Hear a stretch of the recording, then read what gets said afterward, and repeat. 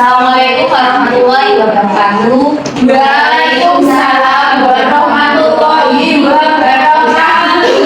Yang saya hormati ibu sekalian serta kepada Allah Subhanahu wa taala yang telah mengingatkan dengan kita sehingga kita dapat berkumpul pada acara siang hari ini. Serta kita harus bersyukur kepada Muhammad SAW yang telah mendidik kita dari yang salah dan di sini saya Kia sebagai moderator dan di sini ada teman saya Melinda yang akan memaparkan materi pada siang hari ini. Di sini saya akan memaparkan materi tugas dari kampus. Apakah ibu-ibu mau? Silakan kepada teman saya. Baik ibu, sebelum saya memasuki isi materi yang saya akan paparkan, saya akan membagikan sebuah brosur ya. Ini ibu. Siapa lagi? Brosur materi hari ini ya. Disimpan ya bu. Assalamualaikum warahmatullahi wabarakatuh. Waalaikumsalam warahmatullahi wabarakatuh. Selamat siang ibu. Siang. Baik, perkenalkan saya Melinda ya bu. Di sini saya akan menyampaikan suatu materi terkait kencing manis. Sebelumnya saya ingin tahu gambaran ibu-ibu tentang kencing manis itu seperti apa sih? Bisa angkat-angkat kita sekalian diskusi ya dengan ibu siapa? Ibu Manda. Oh ya, Ibu Manda. Gimana ibu? Kencing manis itu kencingnya manis enggak? Oh ya, kencingnya manis. Enggak. Oh ya, memang berarti siapa lagi bu? Yang makan coklat enggak? Oh iya, Pak Coklat. Kalau ibu Minum boba itu ya? Oh iya, betul. Iya, itu betul ya bu ya. Tapi di sini saya akan menjelaskan lebih rinci terkait dari kencing manis. Baik ibu-ibu, di sini saya akan menjelaskan terkait kencing manis. Yaitu kencing manis itu merupakan suatu kondisi di mana tubuh kita itu mengalami peningkatan pada kadar gula darah dalam tubuh. Jadi ketika kadar gula darah dalam tubuh itu tidak terkontrol atau tidak terkendalikan, itu dapat mengalami penyakit komplikasi. Jadi seperti penyakit stroke, bisa penyakit gagal ginjal. Nah itu kalau kita tidak segera meminimalisir terjadinya penyakit seperti itu dapat menimbulkan hal yang bisa mengakibatkan kematian.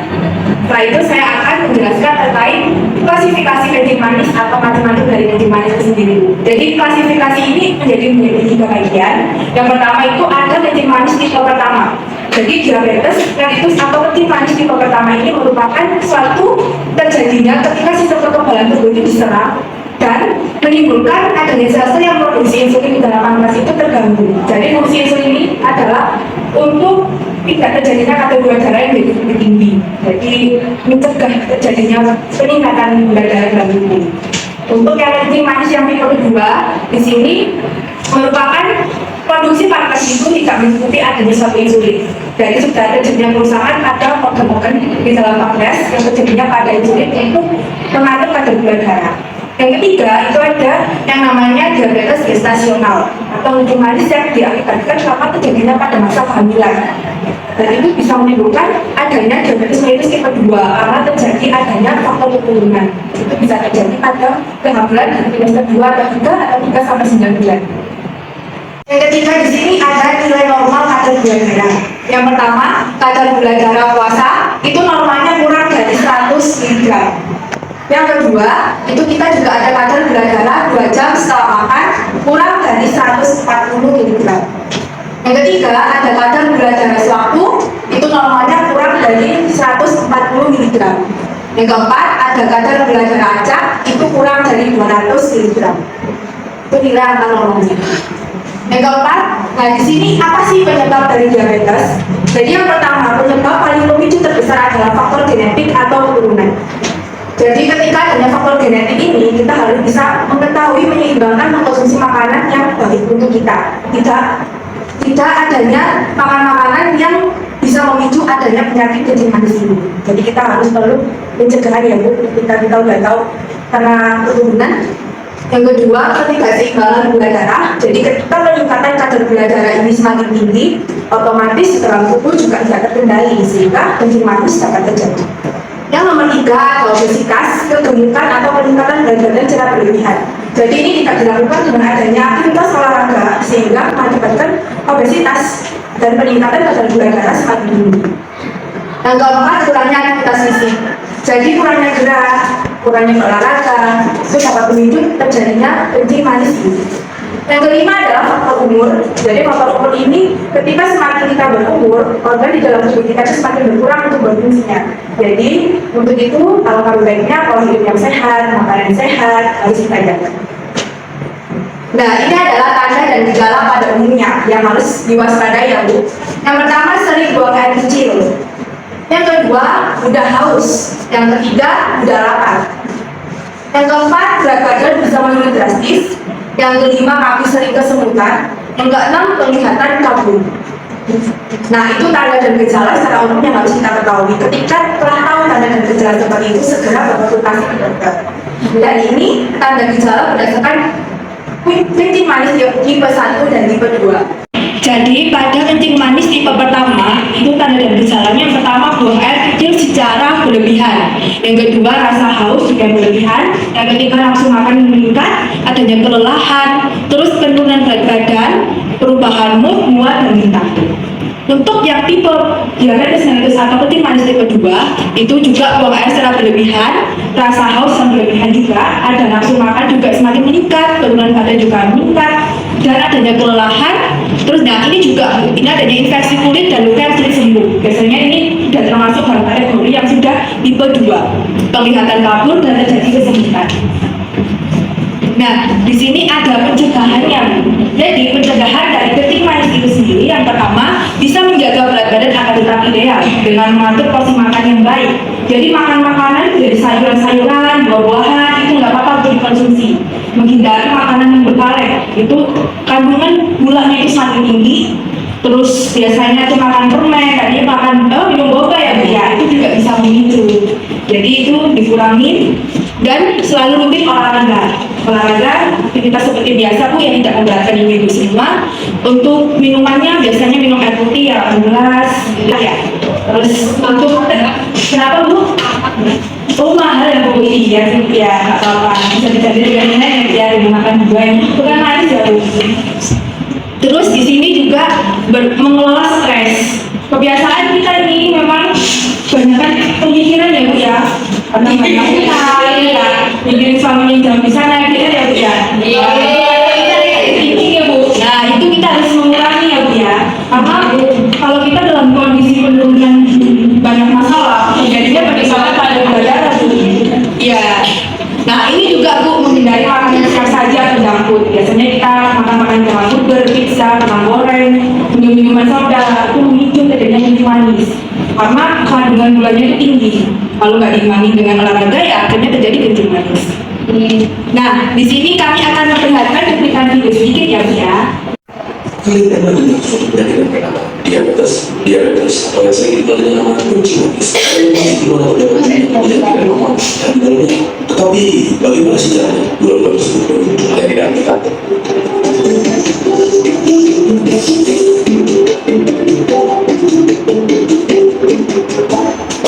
Saat kita makan makanan yang mengandung karbohidrat seperti nasi, kentang, dan lain-lainnya, karbohidrat kompleks tersebut akan dipecah menjadi bentuk yang sederhana, yaitu glukosa. Glukosa akan melalui suatu proses bernama glikolisis, di mana glukosa akan dipecah menjadi glukosa atau ATP. Suatu kemudian berkontribusi terhadap energi tubuh. Jika sudah terdapat cukup jumlah glukosa di akhir darah kita, organ kita yang mendapat pankreas akan mengeluarkan bau sebelum akan mendapat glukosa menjadi mengandung glikogen akan disimpan di hati atau di bawah sampai nanti dibutuhkan. Caranya, glikogen tersebut akan melalui suatu proses bernama glikogenisis dan itu kembali menjadi glukosa untuk berubah menjadi energi. Diabetes kondisi di mana jumlah glukosa tinggi di darah dapat dibanding dengan tipe pertama diabetes tipe 1 di mana sistem imun badan kita mencetak selalu pankreas dosis sistem insulin. Tanpa insulin, glukosa tidak bisa diubah menjadi glikogen. Sedangkan diabetes tipe 2 adalah sistem pankreas memproduksi cukup insulin, tetapi badan kita tidak dapat menggunakannya untuk mengubah glukosa menjadi glikogen. Kondisi seperti ini bisa mengakibatkan komplikasi mata, saraf, pusing, dan bahkan bisa menyebabkan gagal ginjal, serangan jantung, stroke. Bahkan di beberapa kasus penderita diabetes bisa mengalami sesuatu yang bernama diabetes berarti bisa aplikasi yang rusak dan membuat kita tidak terasa terluka kan. Jika dibiarkan bisa menyebabkan infeksi dan bisa diabetes.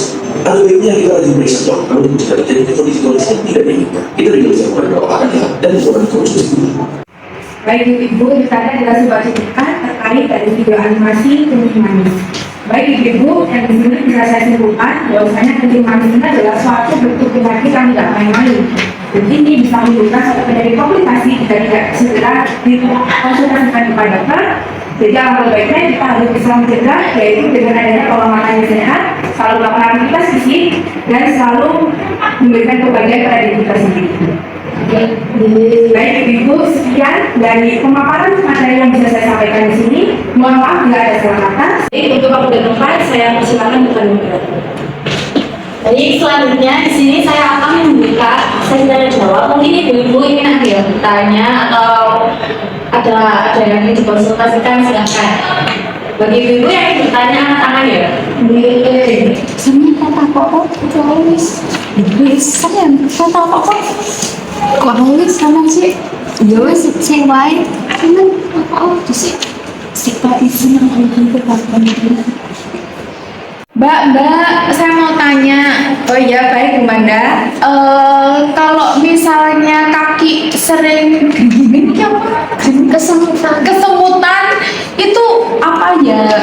Termasuk udah terkena diabetes, Pak Mbak? Bu Manda, jadi kalau untuk kaki yang bersemutan itu nggak mesti kena penyakit kencing manis, tapi itu termasuk tanda dan gejalanya yang biasa kita harus konsultasikan ke dokter juga. Takutnya adanya kalau kesemutan itu bisa menimbulkan adanya efek sampingnya yaitu kencing manis. Iya, paham dia Mbak. Baik Bu.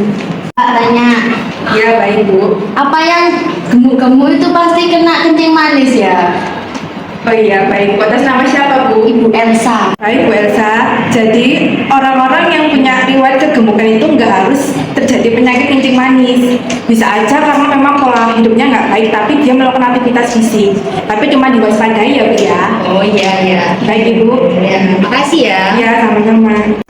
Mbak, saya Budina, istri Iya, Bu. tanya. Nah, di rumah itu kan Mbak, keluarga itu suka makanan sengan beli di luar. Nah itu gimana? Beli di luarnya beli makan apa Bu biasanya? Ya kayak KFC, Sai. Terus anak-anak itu kan Mbak sering makan es krim, coklat itu setiap hari. Mbak pernah tegang beli. Anak itu loh Mbak, nggak kena dikandani makan es krim, coklat, permen itu. Terus suka itu makan nggak makanan yang di luar itu nggak mau. Terus kadang kebiasaan itu. Kalau menurut saya ya Bu ya, kalau untuk memberikan edukasi buat adik-adiknya itu kasih itu Bu makan makanan yang sehat kayak buah-buahan itu suka nggak? Alhamdulillah suka. Suka, ya itu mungkin bisa dikreasikan menggunakan kayak jeli-jeli, kreasi bentuk-bentuk makanan-makanan yang unik-unik gitu Bu, biasanya suka ya. Itu Bu uangnya dikurangi mau jajannya, ditabung aja. Oh iya anak mesti ngomong ini suai. Oh, mesti tuh kacauan barang itu loh. Iya mana itu loh ya? Nek anaknya enggak enggak Masamian. Aku pinter mas buah-buahan. Masya Allah. Karena aku malah nilai mau nilo. Baik, terima kasih ibu-ibu yang sudah bertanya kepada kami. Dan di sini saya akan menutup untuk acara pada siang hari ini. Sekian, terima kasih. Wassalamualaikum warahmatullahi wabarakatuh. Waalaikumsalam warahmatullahi